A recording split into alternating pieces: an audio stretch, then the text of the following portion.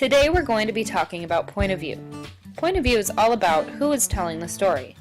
When an author sits down to write a book or short story, the author has to decide who will tell the story and how much he or she will know about the characters. There are three main points of view that we see in narratives. The first type is first person. This is when the major character tells the story, when in this case we may never know the name of that main character. Pronouns you want to look for include I, me, we, and us. You'll also find my, mine, and ours. We live in a life of first-person point of view. We can only see from the inside of our own heads. That's why when we speak, we say things like, I'm going to the gym, or I am flying, or I'm going to play a Justin Bieber song. Just kidding, I wouldn't do that to you. To find out point of view in a story, we look for code words. Here's an example. I knew I shouldn't have let my grandma go down there. She isn't too steady on her feet to start with, and then she gets those dizzy spells. But she insisted, and the next thing I know, she's tumbling down those stairs like a gymnast. To help us identify the narrator and some plot elements, we want to code the story. To start, we identify the pronouns used. Here we see the pronoun I. This immediately tells us that the story is in first-person point of view. Then we look at plot elements, like she's not steady on her feet, she insisted, she's tumbling down those stairs, and from this we learn the conflict.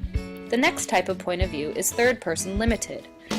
There is a narrator and he or she only knows about one major character. We don't get to go to places that the main character doesn't go. The pronouns you want to look for are he, she, him, her, and they, them.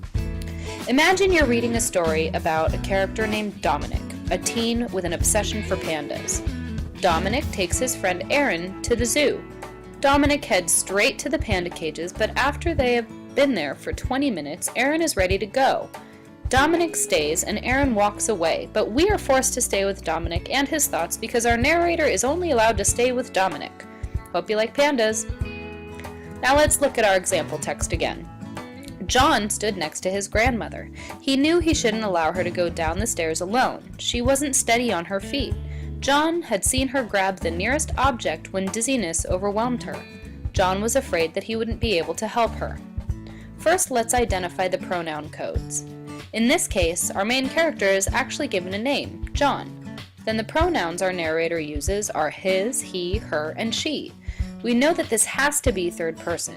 We have the same conflict going on here as we did in the first text. John's grandma is walking somewhere by herself, but we know it's limited because we only know what John is thinking and doing. The final type of point of view is third-person omniscient.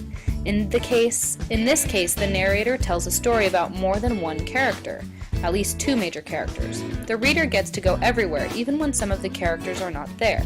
But the pronouns to look for are also he, she, him, her, and they, them. Have you seen the movie Finding Nemo? If so, this movie is a great example of third-person omniscient. Nemo, one of our main characters, is lost out at sea, and his father Marlin and his friend Dory are searching for him. The narrator jumps back and forth between Nemo's story and Marlin and Dory's story. Now let's look at our example text again. John stood next to his grandmother. He wanted to help her down the stairs. He was very protective of his grandmother. He remembered the last time she had fallen down.